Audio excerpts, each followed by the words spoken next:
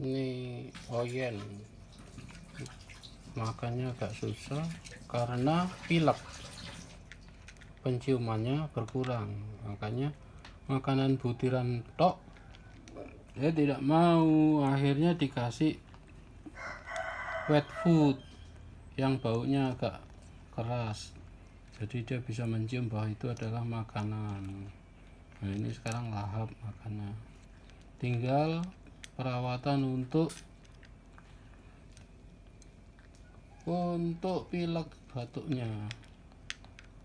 Oyen ini udah punya anak, seharian tidak disusui karena dia merasa kurang sehat, takut nular ke anaknya.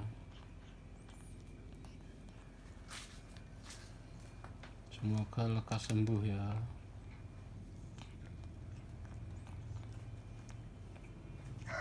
Udah mau habis makannya.